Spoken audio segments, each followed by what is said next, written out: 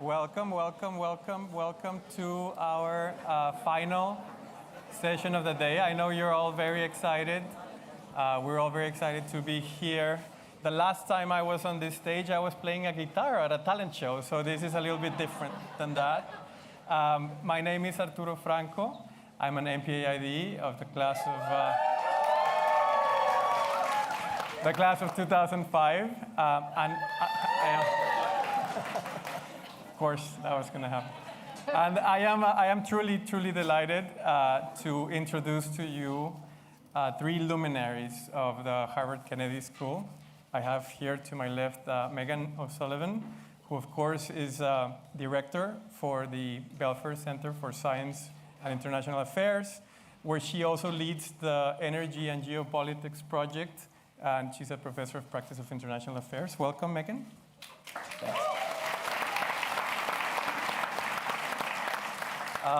Next to her, we have Professor Dani Rodrik, professor of international political economy, and who is, after many years, finishing an incredible tenure as the chair of the MPAID program,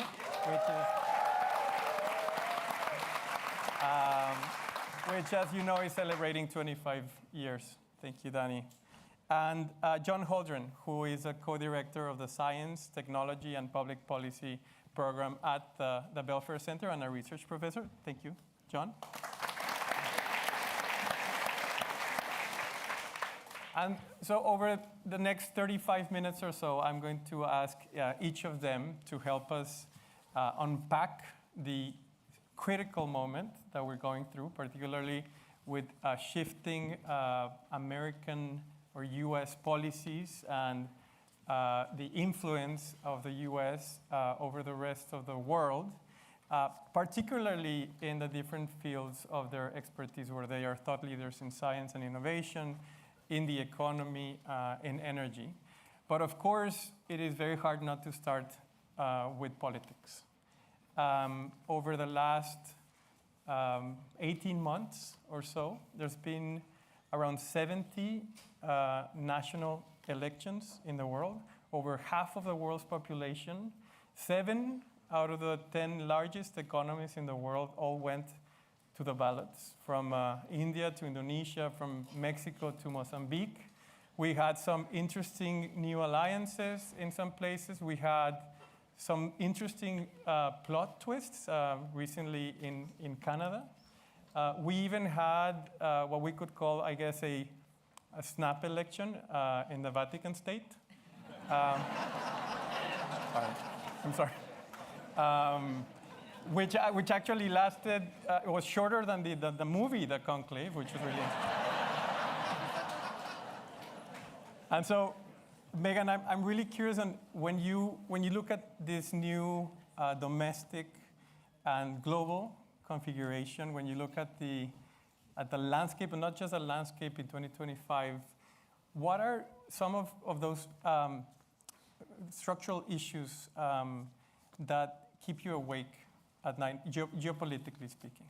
Okay, on the structural issues or just issues in general? As you look at this new world that we're living in. No, first, thank you for moderating, and it's so fantastic to see this forum like this, and I know many of my former students are out there, and welcome back to all of you. As Arturo mentioned, this is a very geopolitically fraught moment. I think the elections are both hopeful and a source of uncertainty, but the stakes are much larger than that. The structural shifts, I think, go far beyond the last 18 months, and if we look at the direction of the international order, really, even over the last 10 decades, what we've seen was first a gradual weakening of the international order that had been more or less in place since the end of the Second World War. And it wasn't a perfect world order, and not everyone agreed with it, and it didn't benefit everyone equally. But in the broad arc of history, it was sufficient to usher in a period of unprecedented prosperity, hundreds of millions of people coming out of poverty, many of them in China. but also a period which now we can sort of recognize perhaps as a historical anomaly, but a period where there was no great power conflict. And it's in this regard that we can come to appreciate that now we're in a different kind of world. We're in a world where many of those structures are breaking down, exacerbated by things in the last several years, be it COVID, be it the Russian invasion of Ukraine and the war that has followed.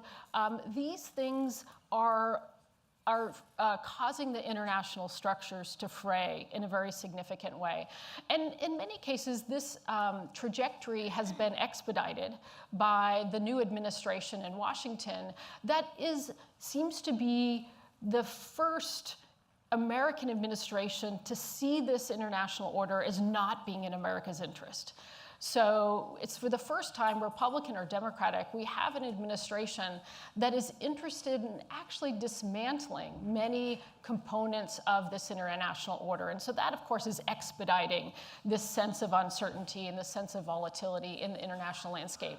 And what that amounts to is that we have a larger set of challenges, but also we have fewer structures to address those challenges. And so I could go into like specific geopolitical hotspots if you'd like me to, but I think in terms of just opening the situation and setting the geopolitical scene, those are the things I would highlight. Great, thank you. And we will get deeper into some of these specific fault lines. But of course, a consequence of this owning or dismantling the global order, there is a dismantling also or an attack on our global economic system. And so let me turn to you, Dani. You said recently that while we knew that tariffs would rise in the US, we could not anticipate the madness of the new administration's trade policies. How do you make sense of this approach to economic and trade policy? Is there any method in the madness? Yeah, that's a trap. You didn't tell me that you were going to ask me this question. So I don't know. If you had asked me, sort of, can you make any sense of this? And I would, I had 24 hours to make think sense of it. So, no, but I mean, the fact is that you can't. I mean, there's really no sense except for, as Meghan said, just a kind of a deep sense that, this order is not in our interest. Now, I would say that sense, well, actually, the Biden administration had a sense of that too, and the Biden administration went on and said, we want a kind of a new international economic order that's more consistent with the interests of our middle class, right? So that was a restatement that the existing globalization system wasn't really fully playing out in accordance with this now reconceptualized U.S. interest that now encompass the middle class too. But then, there was a kind of an articulation of what that interest might be, how we would go about it, how we would, redo our trade agreements in a somewhat different way. There was a kind of a coherent industrial policy domestically that went with that agenda, although we can discuss some of the details. Now, with Trump, we don't have anything. We just have, the complete misdiagnosis of what the sources of the problem are, and remedies that are completely, mad. So there's nothing else to be said about that. So, of course, we could see there were, I'll stick with you for 1 second. We could see there were pendulum swings within a defined framework when Republicans were in the White House and Democrats not questioning the framework, but questioning some parts of it or aspects of it. But if you go back to almost 30 years ago, when I think you were one of the first to question how globalization or hyper-globalization, as you were talking about it in your book, Has Globalization Gone Too Far, 1997, you could see that there was going to be given some distributional and kind of worker consequences, some political consequences to that, and you called it 30 years ago. When you think of the bigger pendulum, the 30-year cycle pendulum, how do you think of this moment? Are we in one of the extremes? And Do you think of globalization in a 30-year cycle ever making a comeback? So, as you said, I mean, in 1997, when I wrote that little book, Has Globalization Gone Too Far?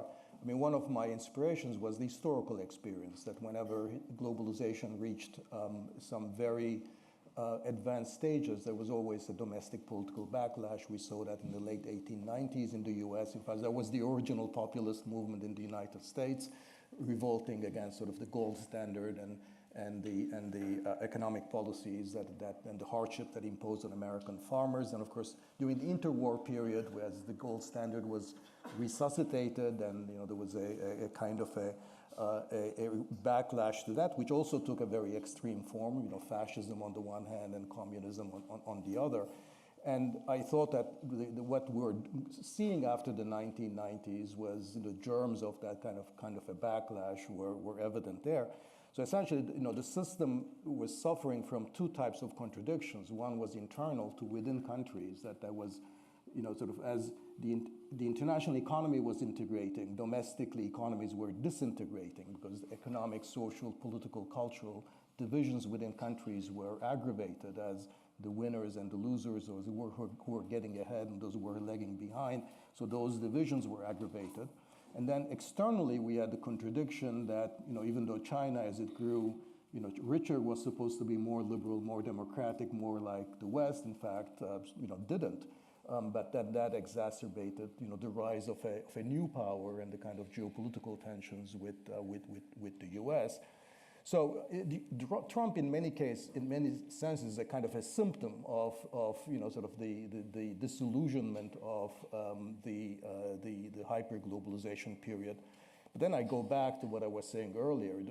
This is not the way to respond. So I think we've gone on on a path that is extremely unproductive. Maybe we can talk later about what a more productive path might take, but this is not taking us forward. Great. Let me turn to John. John, you were the longest serving science advisor to any American president. Science, education are some of the spaces we're seeing huge changes in the approach of this administration. If you had to sum up this moment in a headline, how would you describe the current state of affairs? Well, thank you. Meghan already used the word dismantling to describe what the Trump administration is trying to do to the international order, and that is also the right way to describe what the Trump administration is doing to very large domains across science, technology, innovation, particularly basic and early stage applied research, much of which, by the way, is done in universities. There have been cuts in staff of tens of thousands of people, cuts in budgets of tens of billions of dollars, cuts in programs wholesale, right and left, across the federal government. The areas that have been hit particularly hard have been biomedical and health sciences. Anything to do with climate change, whether it's the science of climate change or the science and technology of mitigation and adaptation with respect to climate change. Anything that has even the slightest hint of DEI, diversity, equity, and inclusion in it, including, for example, in Arctic research. Nearly all Arctic research has some dimension of dealing with the problems faced by indigenous communities. And that is all now taboo to the Trump administration. So huge areas of Arctic research, which is absolutely crucial in the context of the global climate change problem, are being wiped out because there's a DEI connection in the form of links to the problems of indigenous people. The other areas that have been hit include, bizarrely, agriculture. But again, the programs that have been hardest hit in the USDA are their sustainability programs, their climate change programs. NASA is facing, according to Trump's FY 2026 preliminary budget proposal, a more than 50% cut overall, and a more than 50% cut in their Earth Sciences program, which is everything that NASA does that looks down. NASA does a lot of stuff looking up, but it's generally not appreciated very widely in the public, how important NASA is to understanding what's happening on the surface of the planet, through not only satellite observations, but aircraft-based observations that can see things that cannot be seen in any other way. They're just decimating it, worse than decimating it. And it's very hard to find any logic in these cuts other than their notion of the need for compatibility with the Trump administration's preferences. When it comes to universities being hit, which of course is a particularly important topic here, they're being very hard hit, not least because they are the biggest locales for biomedical research and for fundamental science on climate change, and also one of the biggest locales for thinking about how to deal with the challenges of diversity, equity, and inclusion. And so they're right in the bullseye of the Trump administration's targeting. And as everybody in this room doubtless already knows, the universities are being hit not only financially with cuts to research budgets, they're being hit with amazing overreach in terms of the executive branch's desire to control admissions policies, faculty and staff hiring policies, the notion that private universities are entitled to govern themselves is not a notion that has very much sway in this administration. They're proposing, of course, as everybody knows, I think, to drastically cut the overhead rates in universities, the indirect charges, without which many university programs would have to be shut down. They are threatening to drastically increase the tax on the flow from university endowments, which would be another huge blow to the university.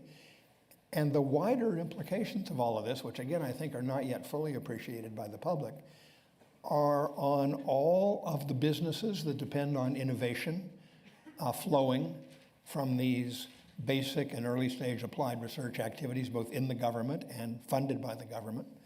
All of the businesses that support these entities that are going to have to shrink when these budget cuts really take hold. So it's a terrible crisis for American science. And I guess the last thing I'll say, having talked too long already, is it also has big implications for science globally.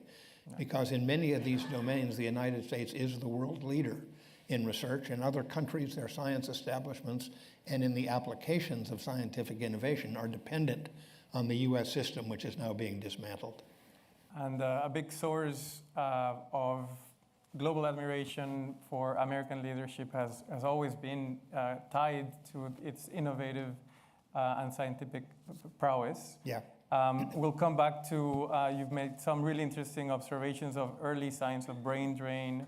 I'm interested to know if schools like Harvard are finding it harder to recruit foreign students. But let me go back to the politics, and by the way, I'll do one more round, and then if you want to ask questions, you guys know the drill, so start getting ready.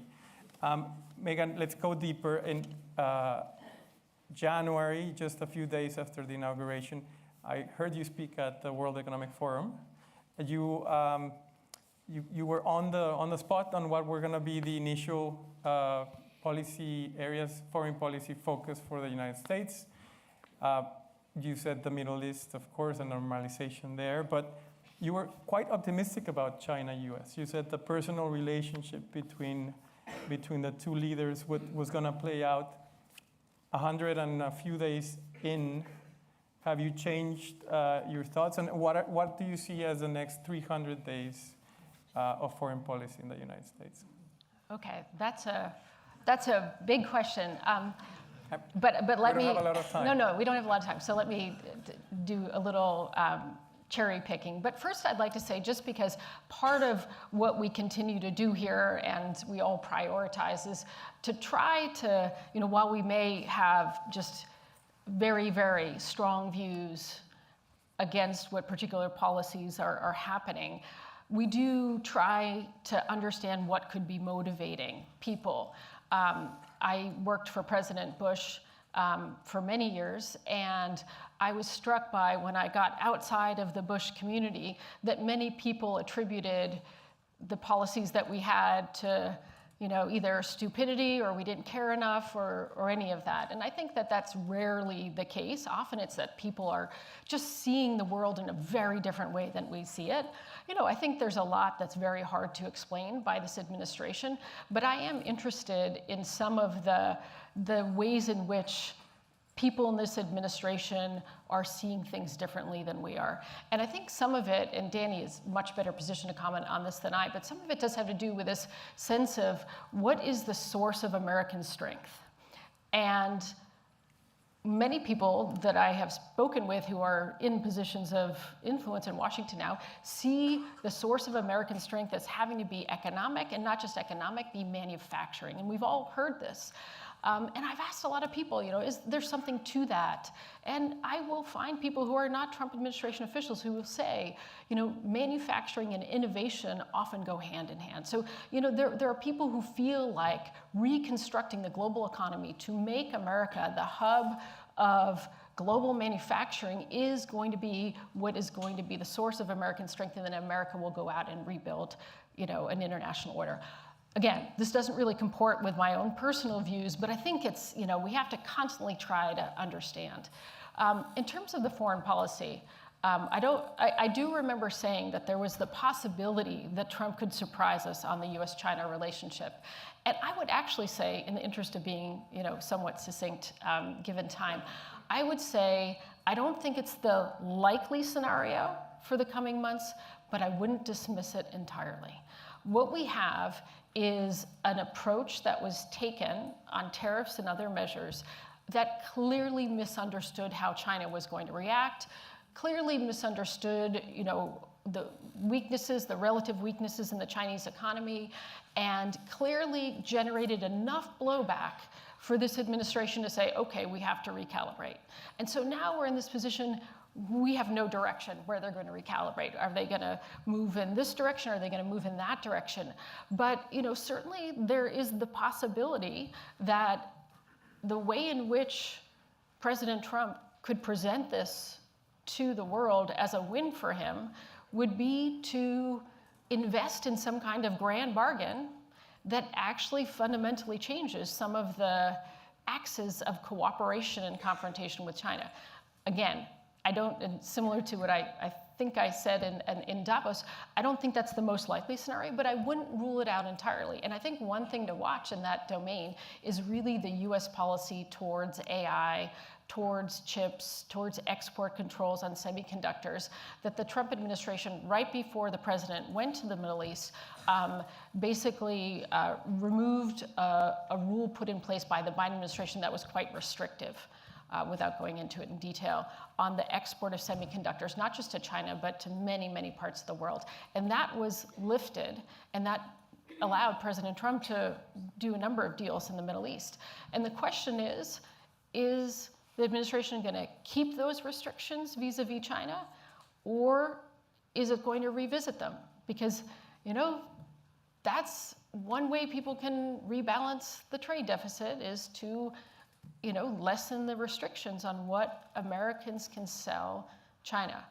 Again, I'm not saying my view would be that would be a good move, but again, this could be the kind of deal that might arise, which would have the president saying, look, I brought this pressure to bear, and now we have a fundamentally different relationship with China. It gives a completely new meaning to the word chips as bargaining chips.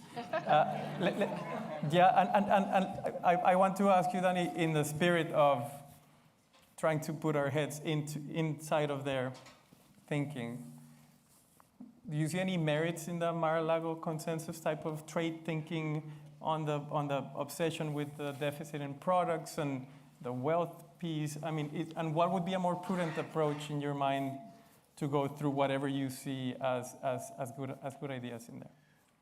First, I mean, I totally agree with Meghan that we have to understand where they're coming from, what is their understanding of the world, what's the Trump administration. But here is the problem. The manufacturing is important for a number of different reasons, and you can understand putting a certain amount of focus on manufacturing. But not all manufacturing is the same. So if you care about innovation, for example, you would say you care about advanced manufacturing, care about semiconductors. You have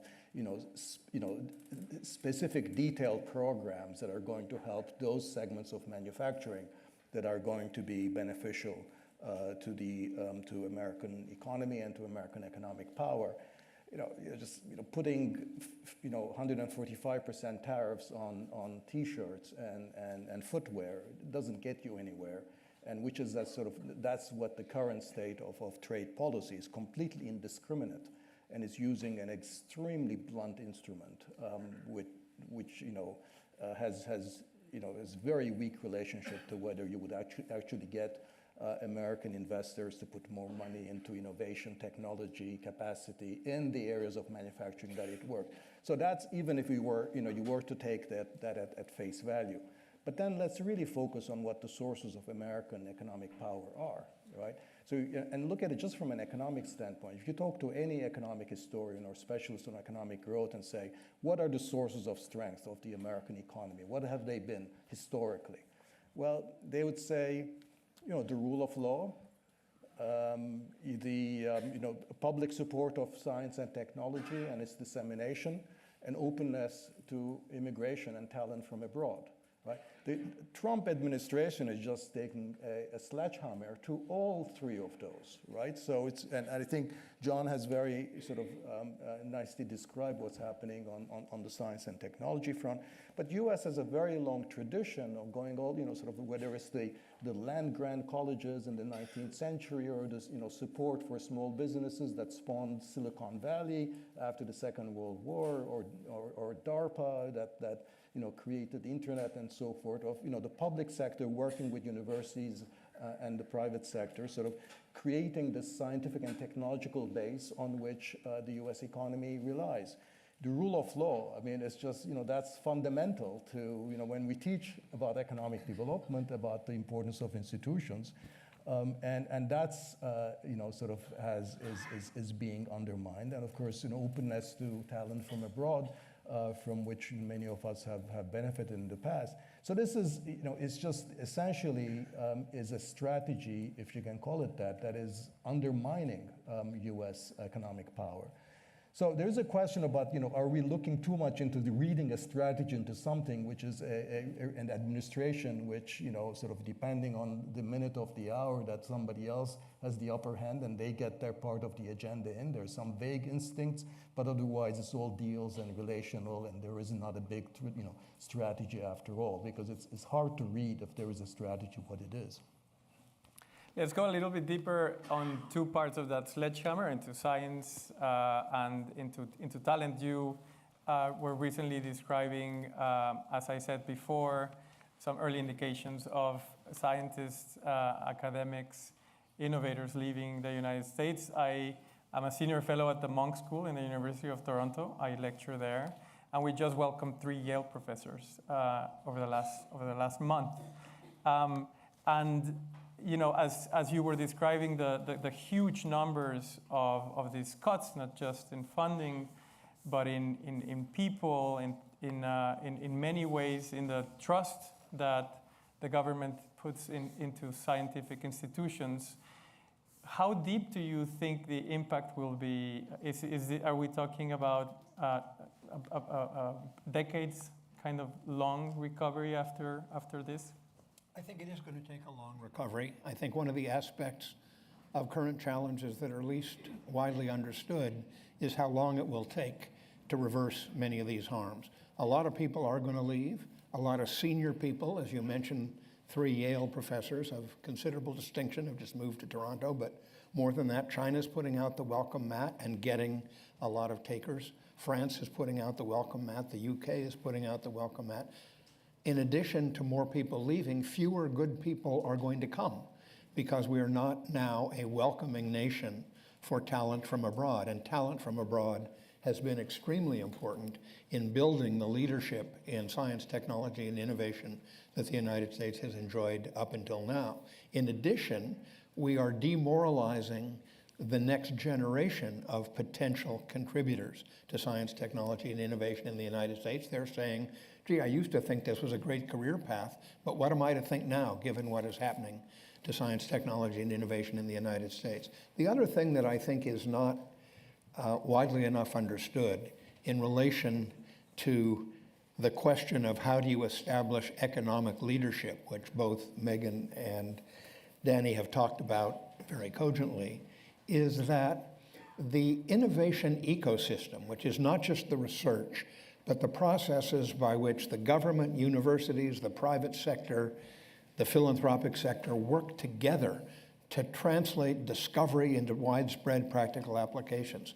That ecosystem has been instrumental in giving the United States over the last 75 years the strongest economy in the world, the strongest agriculture in the world, the best health, medical care in the world, the best environmental protection in the world, and the strongest defense in the world.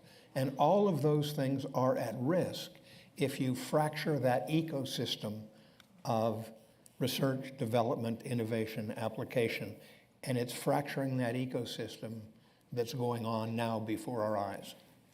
As people start lining up, and thank you for doing that, let me just do a final lightning round from me. They say don't waste a good crisis, and even though it's really, really hard to see it, there might be some silver linings here. So let me start with you, Meghan. Anything in this, everything we've discussed that you see as a source of optimism, your last thought while you go to sleep? Okay, don't know that's my last thought as I go to sleep, but I would say one area which I think is very interesting and potentially a source of many good things is the rise of, for lack of a better name, middle powers. The Belfer Center has a research project on middle powers, and these are a wide array of countries from Brazil and South Africa, Nigeria, Saudi Arabia, India, Indonesia, Vietnam, countries that are not firmly aligned either with the US and China, and they're trying to navigate a world that is really characterized by great power competition, particularly between the US and China. And these are not, non-aligned states. These are states that have, considerable capacity that they're bringing to the global stage. And you can start to see that they're looking for ways to align with one another to tackle global problems in the absence of great powers actually successfully tackling them. And so I think that gives us the possibility of seeing that some of the transnational problems that are really pressing for the world might not have to languish in the absence of great powers working together, which I see despite trying to foresee a better US-China outcome. I think it's unlikely that we're going to be in a space where we have that kind of cooperation in the near term. Yes, and we're already seeing some signs of these countries taking action, Middle Eastern countries paying serious debt, that kind of activity. Dani, any? No, I just want to follow up on the same theme. I mean, now that the U.S. is no longer pretending to be the adult in the room and has gleefully taken on the role of the schoolyard bully, right? So now maybe the others will want to, rise to being those adults, and I think, sort of playing a more responsible role in the global system and providing for some of the global public goods, whether it's climate transition or public health. I think in the economic domain specifically, one possible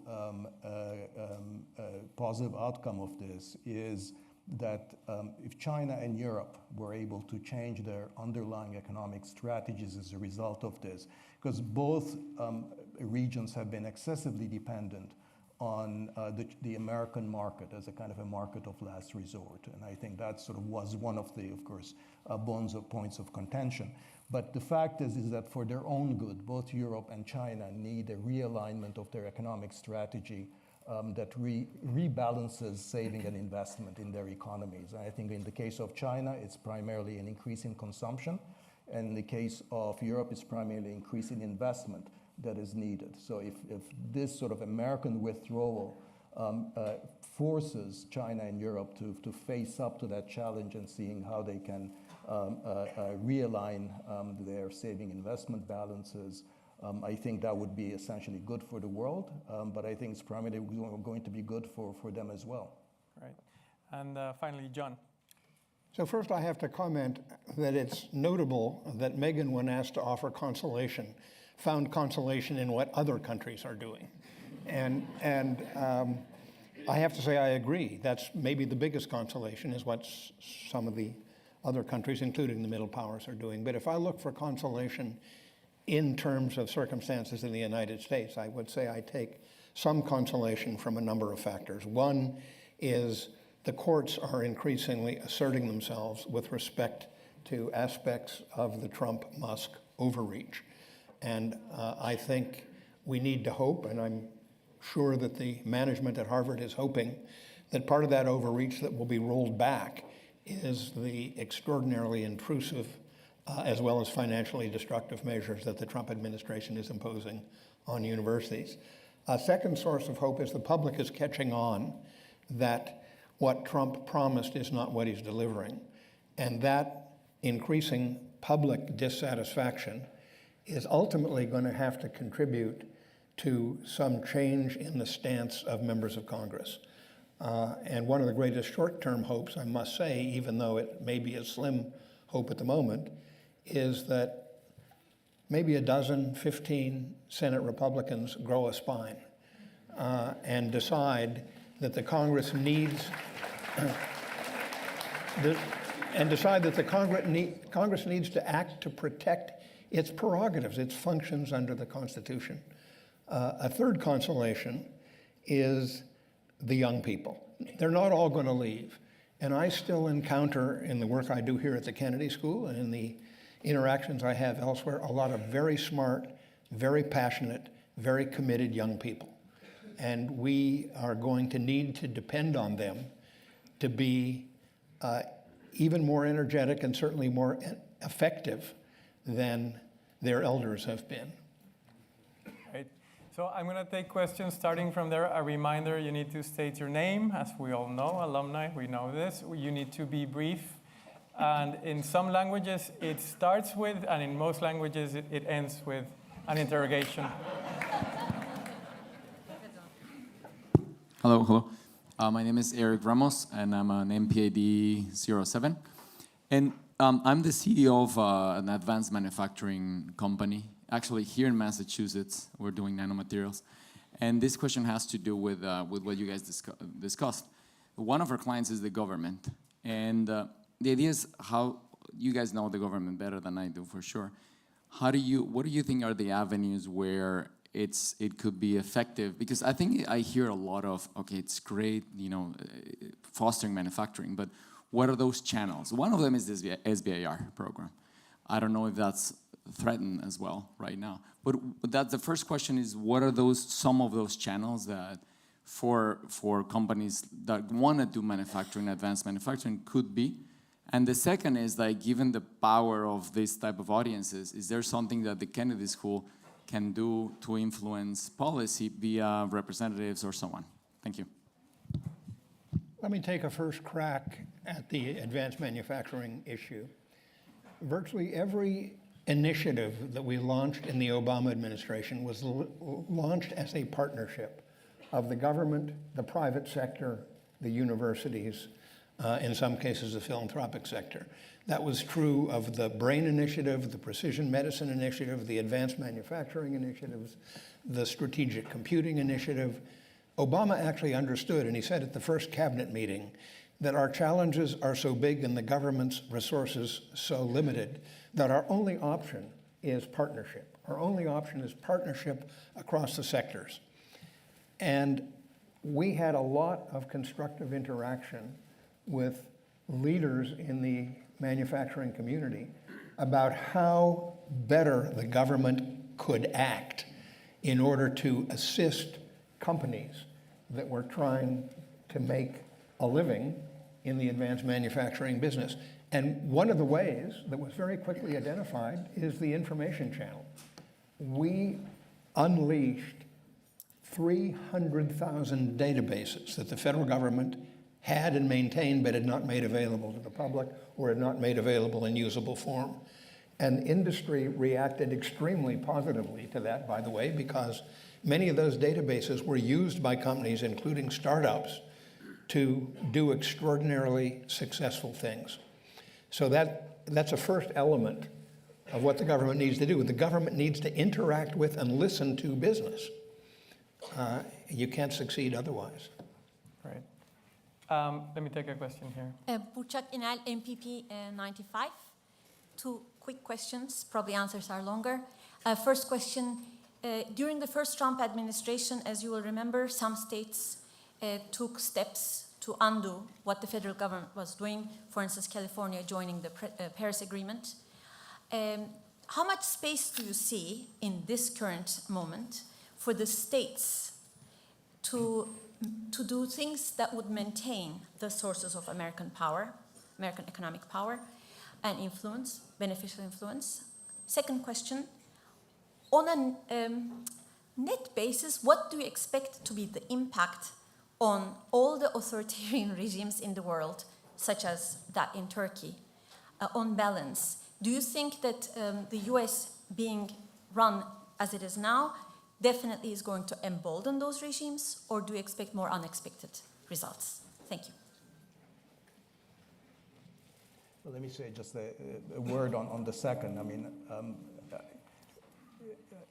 I've never thought that that the international regime or the U.S. in particular can have significant effects on what happens within the political system within individual countries such as Turkey. And as you well know, Turkey went down the authoritarian route for a very long time and until to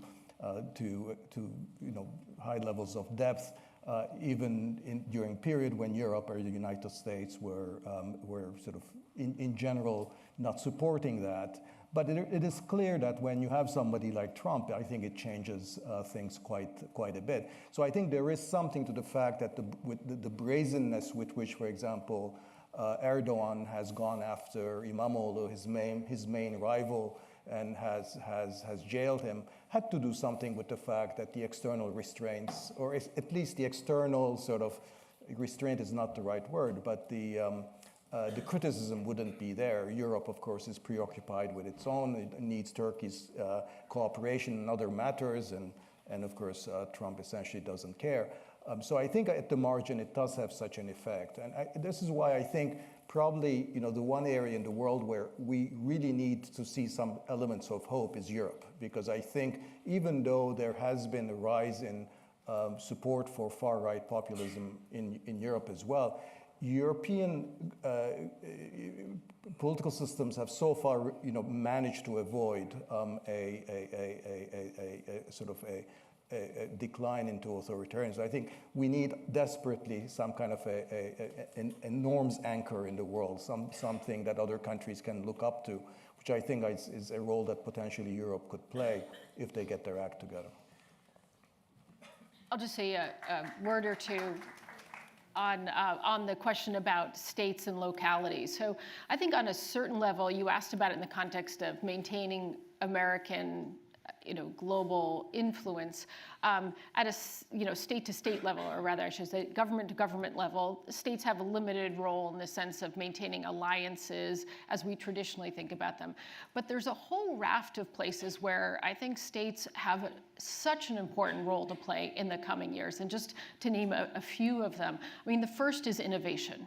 And I think about innovation in the sense that we've been discussing it here in the context of businesses, but also policy innovations. And here at the Kennedy School, we're focused on working with state and local governments, the Bloomberg Center and others, to really look at how the states can be innovators in that respect.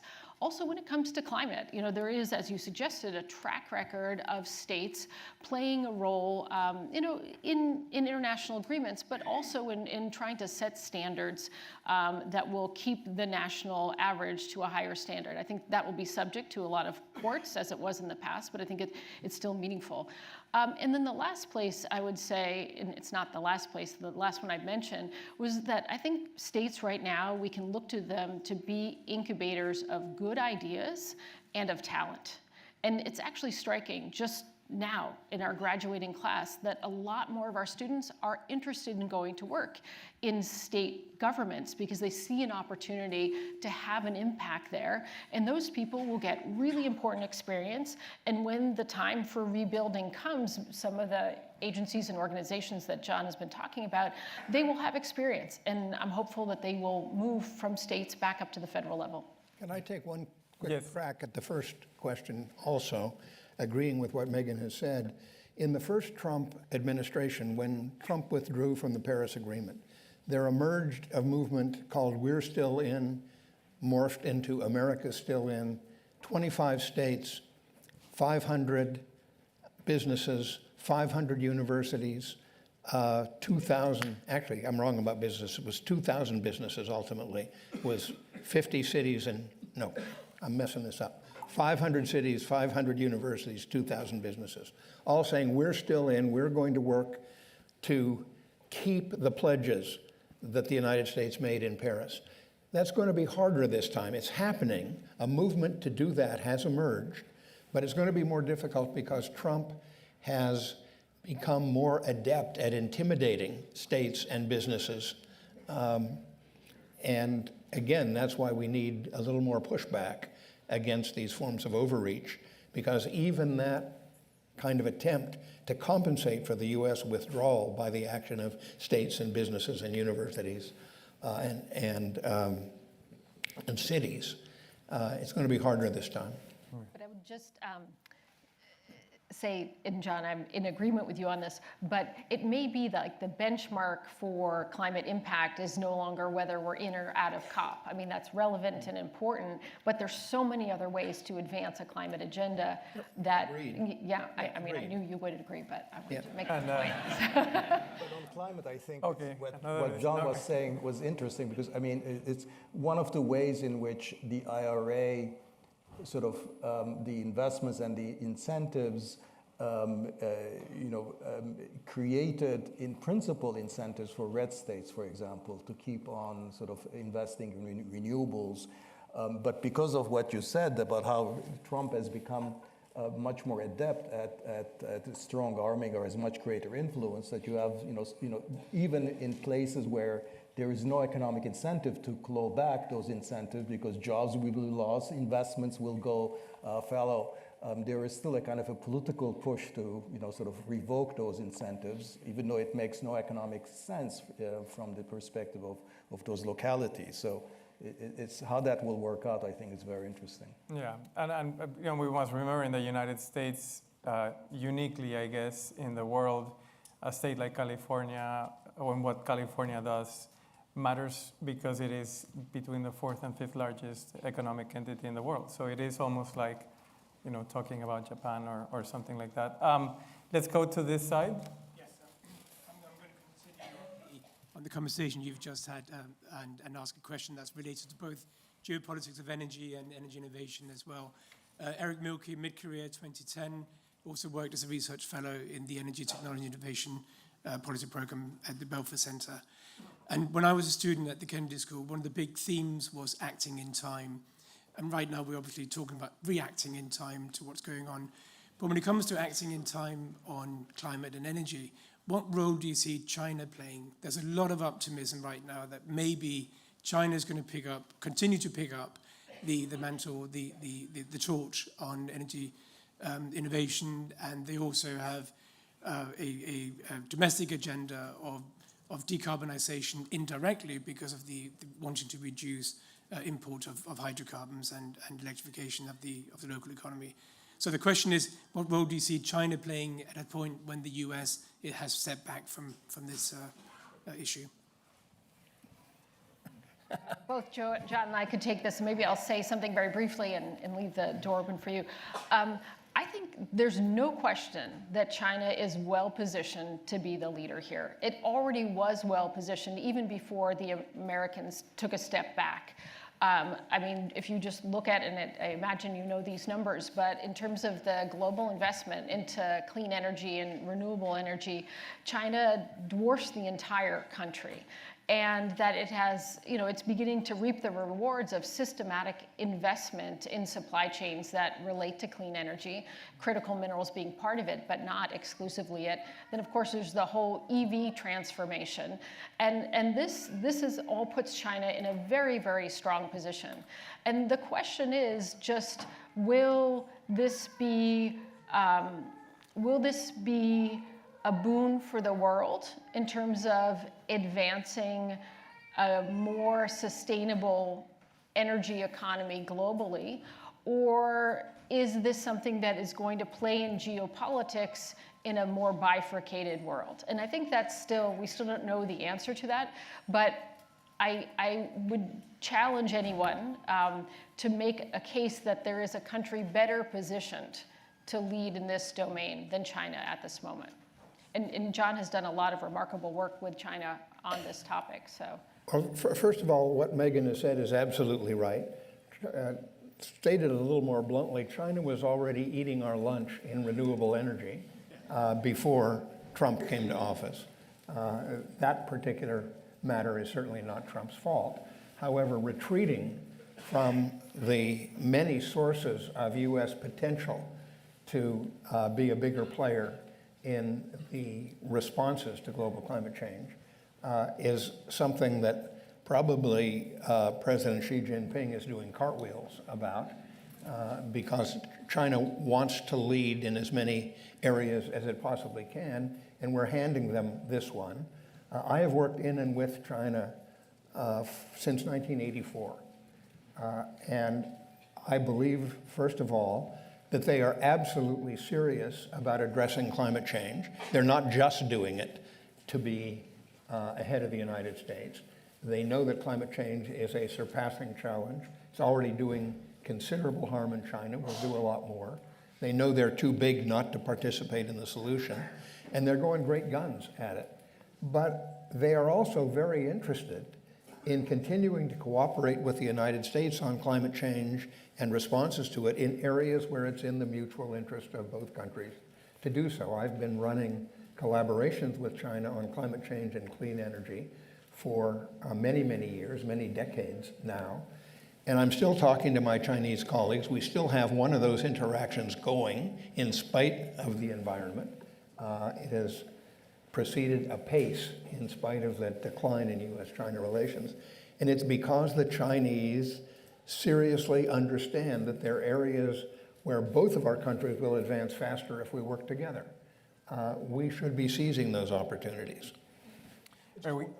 Yes, go ahead. I mean, we shouldn't lose sight of the fact that what China has done with its policies in renewables has been of great benefit to the world as a whole. This has been the greatest achievement in the fight against the climate change of the last decade, has been the fact that the prices of renewables has gone down by 80%, 90%, largely because of Chinese industrial policies.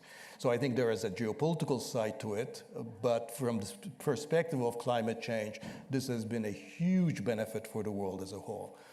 And if the United States, as a result, under Biden, for example, was then compelled to do its own version of Chinese industrial policy with IRA and so forth, all the more the merrier. If Europe is now have to compete, we need a kind of a subsidy war in green, industries. That's what the climate needs. That's what the doctor ordered. So I think from, what seems from a geopolitical standpoint is like, us versus them. From the climate standpoint, exactly. Everybody should be fighting this out. Great. We have about a little bit less than 10 minutes left. Let me take one here, and if we are succinct enough, we might have an opportunity for a second question. I'm Tom Paris, MPP 90. It's primarily a question for Professor Holdren, but I think you can react to it from your individual spheres of expertise as well. Given the state of implosion of institutions that we care about, it seems like it's not really possible to go back. So where are the fora where we're thinking about what the new institutions are going to look like when we have an opportunity to implement them? And how do we participate? That's a great question. And I don't think I'm qualified to answer it. I think the Kennedy School is one of the places that is thinking about that very question. and it's thinking about it at many levels and in many different venues within the school and also beyond the school. I think universities are going to have to play a role in this. I think NGOs are going to have to play a role in it. I think business is going to have to play a role in it. But Meghan, you doubtless have some bigger thoughts about this. No, I think that's exactly right. And I would say, just to underscore the point, this is what is motivating us in this moment, that many people are finding a certain sense of being off balance and maybe even feel a little bit despairing, is that there is going to be a need to rebuild all that is, being dismantled right now. And this is a great place to think about what that should look like. One of my colleagues said this, one of the problems with how the Trump administration is approaching things in foreign policy and other places is that anyone who objects to it looks like they're defending the status quo. And the status quo was not perfect. The status quo had many flaws. And so in many respects, we should not have the ambition to rebuild everything as it was before the Trump administration took a cudgel to it, however we want to characterize that. We should be thinking about what's the optimal infrastructure for different reliances, different tools, different strategies in today's world, which has changed so much for reasons that have nothing to do with the Trump administration, as well as having to do with the Trump administration. And I'll just give you one example of something the Belfer Center is thinking hard about, but there are many examples throughout the school. So one is the transatlantic relationship. Obviously, if you're somebody in foreign policy, national security, this has been the bedrock of our entire, the last 80 years, this has been foundational for American security and prosperity. I'm of the mind, having been in Munich with J.D. Vance's first speech, been in Washington with his second speech, there's something that has been ruptured in that relationship that will be very hard to pretend didn't happen. But that doesn't mean that relationship cannot be robust and strong again. I keep comparing it to okay, maybe, after you break up with your first love, maybe you never quite fall in love in the same way again, but you do fall in love.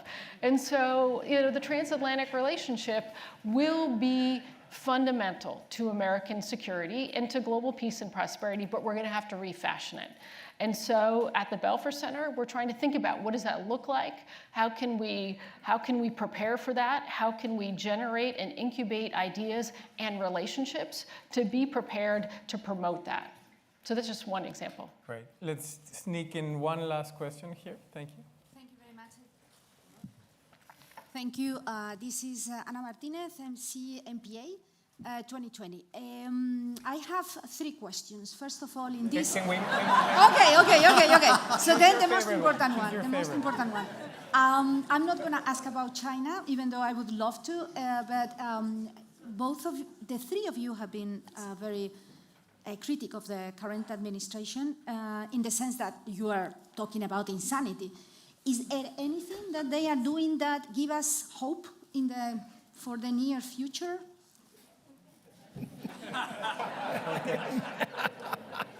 Meghan. Shall I start? Please, let's go around. No, I think it's a great question. I appreciate it. So I would say if you look at the Trump administration's current approach towards Iran right now. So Iran and its pursuit of a nuclear weapon has been a persistent problem in not just American foreign policy, but really, regional foreign policy. It's been a destabilizing factor in the region and beyond for decades now. This was like the #1 thing I remember talking about during the Obama years for some time until an agreement was come to. And a lot has changed and made the moment even more urgent. Iran is now enriching much more uranium than it has. It is very close to the place where it could make a decision to develop a bomb and be there in a very, very short time period. This is obviously destabilizing in many, many different respects. And what we see on the part of the Trump administration and the president himself is saying, I'd like to have a deal here. There is a lot of conversation in the region and within the administration about how this is the optimal time to use force against Iran, because Iran is definitely weakened after all that has happened, basically the decimation of Hezbollah, the weakening of Hamas. So many factors make many people feel this is a good time to try to push Iran over the edge. But instead, what the Trump administration is doing is let's first explore whether this moment of weakness can translate into a meaningful agreement and meaningful curbs on Iran's nuclear program, whatever its ambitions. And so that, I think this could go in a number of ways. We could actually find ourselves in the completely opposite world where a failure to achieve agreement does pave the way for military force. But I think that there is a genuine effort to try to resolve this and put the situation on firmer footing through the use of diplomacy. Great. Anyone else wants to go into that one? No. So I'll tell you something. We were talking backstage with the dean, who was telling us that this is a record-breaking year in terms of the alumni that are here. And my reaction was to say, in the 20 years since I graduated, in times of uncertainty, when I don't seem to understand the world, when I can't crack it, I always find the opportunity to re-engage with the Kennedy School, because I find this place helps me navigate these kinds of moments. And so, other than thanking the panel and getting out of the way between you and a cocktail reception, I wanted to say 3 things. I feel hopeful myself because of what Professor Holdren mentioned, the youth. I think the next generations seeing this moment are going to be activated, and we can already see that. I take away the long perspective that Dani brings. If you look at history and how long it took for us to get to this moment, you can also think about how we can reverse it, and maybe we can be in a very different place in time. And from Meghan, I think what I take is, I think we can fall back in love, and perhaps, and perhaps even with the United States. So thank you very much.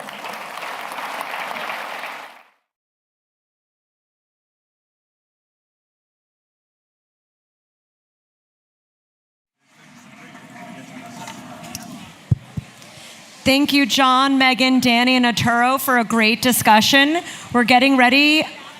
We're getting close to the end of our day. We will now head over to JFK Park Tent for our evening reception. Info for your class dinners can be found on the campus screens and in WhatsApp. Thank you so much for another